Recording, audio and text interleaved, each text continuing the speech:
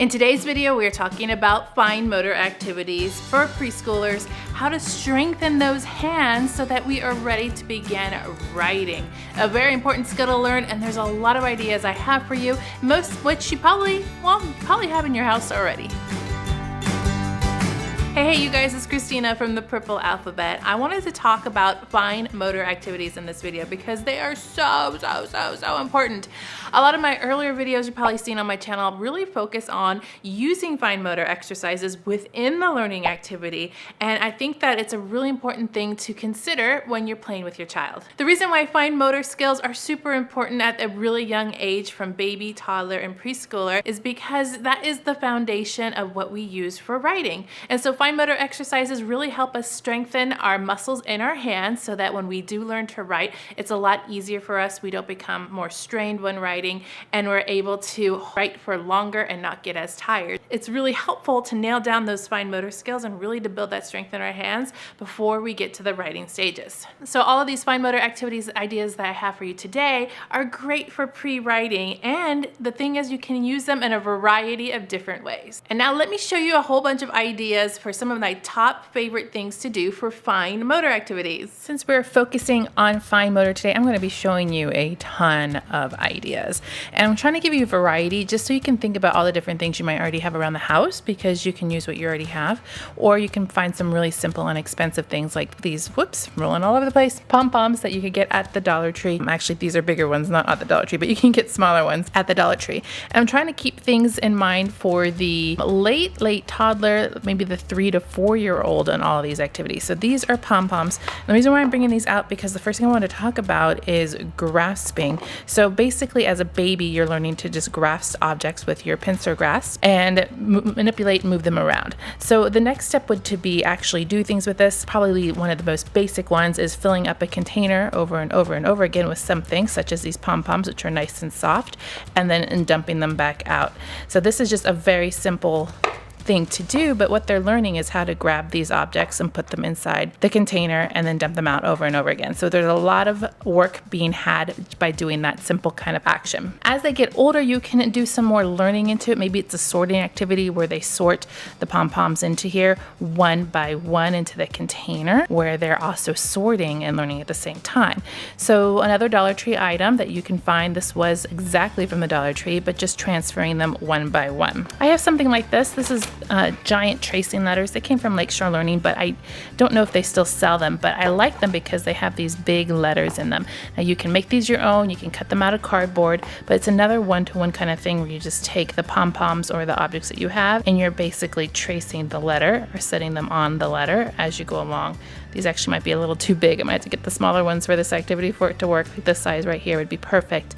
And you just trace the letter as you go along. Alternatively, a piece of paper is going to suit you just fine too. Here's something you can do. I have this one, just some construction paper, another dollar store find, and you can put a letter on here. Letter C for Christina. If you wanted to use the pom-poms and trace that way in the paper, it works just the same. But something even more fun that I would highly recommend trying are using stickers. I have a whole bunch of stickers here in my folder. Let's find some that would work well. Now stickers are a great activity for fine motor because what you're doing is you're strengthening the muscles with the peel and stick. Here's some Peppa Pig ones. Why not use some Peppa Pig? And just the motion of taking it off is a great fine motor activity that I think is often overlooked. And I've talked about this a lot in sticker activities. I think I did a video about sticker activities and what you can do with stickers, which had a lot of ideas in it. So this is just tracing the letter. This might have been one of those ideas. So you put one here, and that once again, it's pushing it down and making it stick. And you can get all kinds of different stickers, and you're just tracing the letter all the way around. If stickers are still a little bit hard for your child to do by getting off them, another common trick that a lot of people use is just taking off that layer that's around the sticker. So you peel that off, and then all that's left are the actual stickers that come off, and it just makes it a little bit easier. So if you haven't heard that trick, it's something to try. But this is a great one as tracing the letter. You don't have to just do letters. If you wanted to, you could do colored dots. Maybe you had pink stickers or pink smiley faces and you wanted to put all kinds of pink. In this case, I'm showing you a black one, but you can have them say, okay, cover up all the dots with stickers, and they're going to cover up all the dots with some stickers. And then yet another variation would be to make lines. You can do regular lines. You can do zigzag lines. And the same concept, if you don't want to do letters, is placing the stickers or the pom-poms, you could use the pom-poms on this, all the way across the line from one dot to the other. I'm going to bring out my gems. These are from the dollar store, and a container.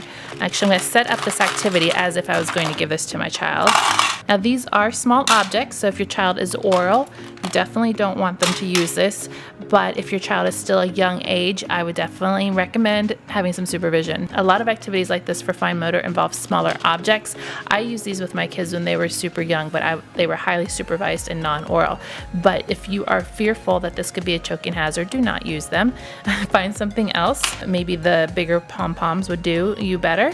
But I just want to be very upfront that these activities may not be suitable for everyone, but a lot of these things are very common in Montessori. And so this is just a simple color sort, but it's also a fine motor activity because they're having to grab one out and then sort it into the other side. So this one is clear and green. So we need to do it one by one, sorting and transferring from the middle container to the other container. It seems like a very mundane task. This is a Montessori inspired activity, which is great for that grasping and sorting one by one. We like this one a lot. This next idea, chances are you probably already have this inside your house already. Another common object we have at home, or a product that we have, is just dough. You can also make your own dough. And then also putty. This is a package of silly putty. And with these, this is great for building that hand strength. So when you're playing with dough, you can just do this in general play.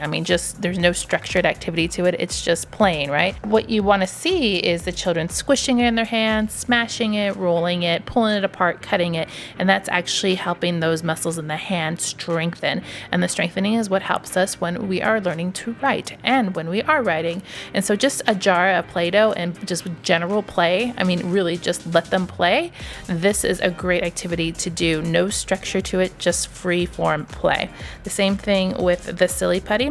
Now the silly putty I brought out because it's a little bit harder. It's not as easy to mold and manipulate like the Play-Doh is, and that's even developing that strength even more. Pulling it apart with both hands works really well, making it stretch, just really strengthening those hand muscles. So 2 different types. Now there are other types on the market that you can get, different consistencies of putty and of kind of like dough, like modeling clay is a little bit harder. And so depending on where you are at might really dictate which kind you get. So the easiest would be the Play-Doh or the soft dough, and the harder stuff like the silly putty or the molding clay would be a little bit harder to manipulate. If you do want to extend this activity, I would recommend hiding objects inside. We once did therapy where our therapist hid money inside and tried to get them all out. So when you're doing this, you would actually have to pre-do it for your child, is put it inside, side. And so now they have this ball and you tell them how many coins they have to get out. And so they have to knead it to find it. There's 1. There's 2, and then they can in turn hide them back in there, and just the act of hiding them back in there and squishing it all around is yet another great fine motor activity. These activities and ideas that I'm giving you right now are very, very simple, but they have a lot of impact. So when you're thinking about this, think of all these things that you already have and you already own so that you can accomplish that same kind of exercise that we're trying to teach on this fine motor. If you guys are new around here, I love it if you would hit that subscribe button. We do a lot of ideas like this, lots of activities and ideas to learn through play and give you some inspiration to create things in your own home. And if you are new, make sure you let me know down in the comments. I would love to read that you're new and tell me about yourself. And if you aren't new, you guys know I love your comments, so make sure to include one and I'll try to put it in a future video. This next one I really like a lot because it's so simple and versatile, plus it's so affordable. Beading and lacing are another fine motor activity. I'm actually out of the phase where we have lacing beads. We no longer have those, but I have done a lot of videos on lacing. One of the ones is using a pipe cleaner and threading pony beads on them. Both of those items can be found at the Dollar Tree. Another one is taking pipe cleaner and straws and stringing the straws, cut up straws, onto the pipe cleaner, which is a great beginner lacing activity because the pipe cleaner is a little bit stiffer. And you can also find things like this. These are lacing cards for tying shoelaces, but it's the same principle where there's holes in the card and a lace, and you can just put them and weave them in and out.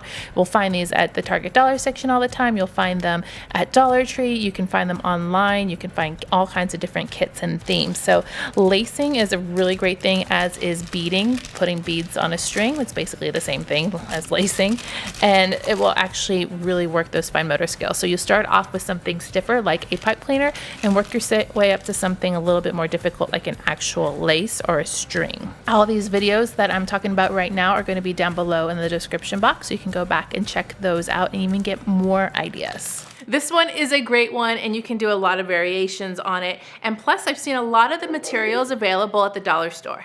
Clothespins are an excellent fine motor tool because you are working on using both that pointer finger and that thumb to open and close it. So it really, and actually gives some give too. So it's a really great exercise to do just back and forth. But of course, what kid's gonna wanna do that back and forth, right? So you need to give them an objective. So combining clothespins into any activity actually is a great idea. I'm gonna bring back my pom-poms here, the smaller ones.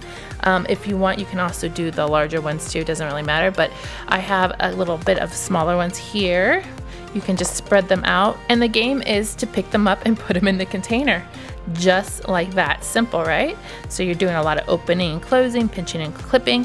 If you wanted to do this as a color sorting activity, you most certainly can do that. You can do it as a counting activity, but just think of the activities you do and how you can combine a clothespin. You can get a whole package of these at the dollar store, and you can have plenty of clothespins to do that. So that's a really simple transferring activity. You can turn it into coloring and clipping. Clipping them onto containers like this is also a very easy idea, and you can have them all stored that way. So just moving them around the container and filling them up. You can find a lot of printables online, plus on my channel I talk about things like this too, that are these cards where they have a learning activity on them. This one just happened to be an advanced one about phonics, and so you would just clip on the correct answer like that, and that's incorporating the fine motor with the learning. Now these are a little bit advanced for a beginner, so I wouldn't do these, but you can find a whole bunch of printables that are clip cards like this to clip on your answer, or you can even make some of your own depending on what kind of activity you want to do. But I wanted to show you, make sure you knew that those were available too. Here is another busy bag example that I recently showed you in my video about busy bags, where I have a whole bunch of cards in here. So just a picture card and a whole bunch of clothespins, and these just happen to have letters on them, but you know what? You can buy these right now at the Target dollar section, but you don't have to. You can just write them on there. I've actually done that before with writing the letter on the clothespin. So you just need a set of clothespins, but you would find the letter that corresponds with the phonics sounds, or maybe the color. This one's apple, so we'd clip the A on for apple, and we can go through a whole bunch of other cards too. I am just dropping everything now. So basically what I want you to do is think of different ways that you can use those clothespins that you might not have been expecting to use them. You can even match up the letters if you wanted to match up the letters too. On the other side, you can make your own with index cards with just letters and do a plain letter match. I feel like on the Purple Alphabet, I talk about this one all the time, probably because it's one of my favorite investments that I ever purchased. It wasn't that expensive. It's also in my Amazon store. I probably tell you that a million times because I love it that much. These are amazing. Don't forget about all the different types of tools there are. You guys, if you've been watching my channel for a while, you know I rant and rave about this set of tools. It's in my Amazon store, so I'll have to put that down below in the description box too so you can find it. This is actually basically two sets. We're just missing one of the water ones, but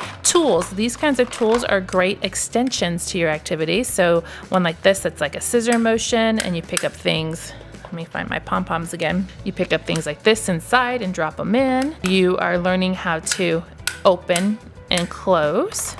Something like this does the opposite, where you pinch it and it opens up and you put it inside. So it operates a little bit differently, so your child will have to figure that out. These are tweezers, which are an excellent tool too, where you pick up and then squeeze. Kind of stuck in there. Pick up and then squeeze, pick up and then squeeze. And then the last tool in here is a water tool, which you could use for water transfer, which once again is a perfect fine motor. So you squeeze the bulb and then release to suck up the water, and you can put it into another container and release the water by squeezing it. This one has been loved a lot. Bathtub play, water table play, outdoor play. It's just a great bulb syringe that the kids usually love the best. Also, I have some small tweezers here that you can find in cooking sections, a couple different sizes. Just make sure that they are perfect size for your child's hand. So those kind of tools are available. And then this one is called like a pickler that you use to get pickles out. I don't know if you can see that, but it extends open when you push the syringe top on here, and you use it to pick up like that. And you push it and drop it back in. Sometimes I have a hard time finding these kind of syringes, the pickler syringes, but they are really, really good for this fine motor stuff. There are also a lot of things that you can buy ready-made that already have the learning and the fine motor built into them, especially in children's games. PlayMonster sent me a couple that I thought would work really well for fine motor activities. Next thing I want to talk about are looking for games, so toys that really spark that fine motor skill. PlayMonster sent me over, actually they sent me over these 2 games, and I thought they would be great to put in this fine motor activity video because they are teaching and they're fun and they're meant to be games, but they also have this fine motor component. So this one's called Cheese Dip. It's for ages 3 and up, and it's called a spelling game, but let me show you why it makes a good fine motor activity. It comes with this little bowl here, and then it comes with 37 letters, 26 which are consonants, this little game die here, and then 8 sets of 5 different words. So they're the little word cards here with pictures on them too. So some of the cards have just pictures and words, some have just words on them that are longer, some are shorter words, some are both a word and a picture. So you basically choose one set. I'm going to choose the green. We're going to set these aside. Each player gets to pick a little mousey, isn't he cute? And a card, and that's the word that you're going to have to spell. So I picked pig. I'm going to spell pig with my blue mouse. So we roll the die, and when it lands on your color, that means you get to go if you have that color mouse. And you are now looking for the letters in the bowl with your mouse tail to pull it out. So let me see here. I need a P and an I and a G. Do I see a P and an I and a G? Nope, but it's letting me move them around if I want to. I think I found a G. So now I have to hook it onto the mouse tail. And because I'm an adult, this is super easy. And I get it. And then that's my letter for pig. And then you roll again, and whoever spells their word first definitely wins. There's also some other options on here. I don't know if you can see here. We have a cheese wedge, which means that you have to put one of your letters back if you roll that. This is a multicolored side, which means that everybody gets to go at the same time and gets to hook a letter. Pull up a letter and it falls and doesn't make it onto your card. You don't get to keep that letter and it has to go back in the pot. This is pretty cool because you can do this by yourself or with several other players, and I just like that it has this learning and balancing aspect to it, and it's a simple game, and I think it's kind of fun to try to get these letters out. Definitely takes some patience and hand-eye coordination. Orangutan is another game that PlayMonster sent me to take a look at, and this one also has a fine motor component to it. This one's for ages 4 and up. So in this one we have these little base pieces that are real simple to put together. These are our trees that are also simple to put together. They just slide right into the bases. We have the string that goes across. We have our little palm trees, our orangutan, all of our hanging pieces, which are fruit and some other animals, and then our little die here.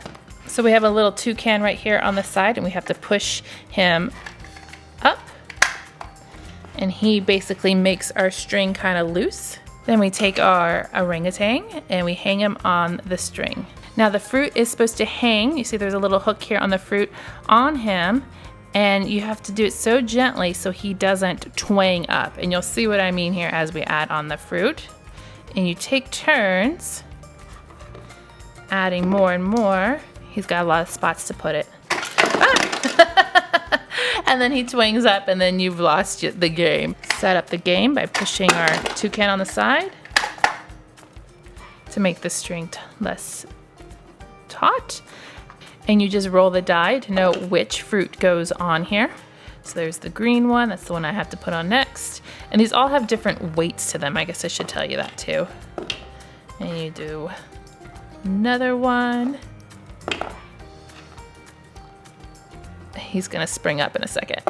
Borrowed from the Montessori philosophy, tracing, mazes, finger tracing are really good for fine motor and for pre-writing. So I'm going to show you some ideas based around that. Aside from finding a game, another simple one, I have a dry erase board here, and tracing and mazes are excellent. You can make your own tracing on a dry erase board over and over again. You can also do this with a piece of paper and pencil. So I have just a really crudely drawn one here. So your child will take their dry erase marker and then, you know, just trace their letters. Okay, that did not go too well, you guys. And trace their letters like that, and that can be erased. You can also make your own mazes on a dry erase board, but that might take a little bit of time. But so print one out. But the great thing about mazes, there's tons online, first of all. I'm just drawing you one for example of showing you why they're great, because if you can teach your child that they have to go through the maze without touching those lines, then that's excellent pen control that they're doing right there. So this is probably a little bit more advanced, but it's also a great activity to do. So find a tracing book, find some printables online that are free, make your own dot tracing ones. I also showed you those letters earlier in this video. These are excellent. I don't know if they still have them. I'll try to put some in my Amazon store if I can find something similar. And it's also got the dots on it, so you just trace it with a dry erase marker and start over again. So that's another great thing for fine motor, is controlling that pen or that dry erase marker. You can also do this with your finger. You don't even, a lot of Montessori activities, a Montessori activity is actually taking sandpaper letters and using your finger to trace it first. And so that's also a really easy thing to do if your child's not ready to use a dry erase marker or a marker or pen or whatever, is that they trace with their finger first, and that way they know the motion of the letters. You can also do this on paper. You don't even need these. Print out a really, really large letter, laminate it, and then have them finger trace the letter. The sandpaper letters are more of a tactile experience. So if you wanted to make some out of sandpaper, you can do that. There are sandpaper letters in my Amazon store if you wanted to try them that way. It's a very fine grade that causes a sensory experience, so when they're doing this, they know that they're tracing it properly. Let's not forget about the push, pull, pulling together, twisting, all those kinds of things. All of those moving your hand muscles are really great for strengthening your hands. And so I have some ideas for that. What's also great for fine motor are toys that encourage pushing and pulling together things. So these are my Unifix math cubes. These actually came, I got a couple sets of them from the Target dollar section a while back, and they come back every now and then. I do have some of these in my Amazon store as well. But I pulled these out to show you that these are kind of toys that you have to work at pulling apart and pushing back together. All kinds of toys do this. There's like Legos and Tinker Toys and Connects blocks. Those sorts of toys are really good at strengthening those muscles because you have to do that pushing and pulling. In addition to that, if you have just very simple blocks, I'm going to use these for example. Stacking blocks on top of one another is an excellent fine motor activity. Seeing how tall you can stack them. I'm just using these for example, but if you have a set of wooden blocks, encourage your child to see how many they can stack up, because that is a really great fine motor activity. An alternative to having a set of blocks would be to finding something like this. These came from the dollar section, or you might already own this game. Sorry, they came from the dollar store, but you might already own these games. They're the wooden Jenga blocks, but the mini version. Once again, stacking them on top of one another. And once this becomes, it looks so easy because I'm an adult and I know how to do this, but for a child that's just learning, this task isn't very easy, and so they might fall over, they might not be able to get them up as high, but it's a really good skill to work on. It's very, very simple. If that stacking becomes too easy, you can add in a tool. Did you hear all my tools fall over there? You can add in a tool to make it even harder. So maybe now it's using the tweezers to stack them, and that just makes the difficulty level go a little bit further, okay? So adding in tools can make it a lot harder and even more interesting. Using it by hand is where you probably want to start off. Other activities, anything that involves twisting as well. These aren't made to be twisting toys, but there's some twisting like screwing in things, zippering. Any kind of work that is done with the hands and the fingers is perfect. Putting on a button, those are all great activities to do at this age for strengthening that fine motor. Those are my top ideas for strengthening our hand muscles, increasing our fine motor skills. I also was thinking about doing one specifically for younger kids, so babies and toddlers, and what was age developmentally appropriate for that age range. If that's of an interest to you, please let me know down below in the comments, so I want to make sure that enough people are interested in that idea to do that video. Make sure to click subscribe to see more videos like this and give me a thumbs up to show your love.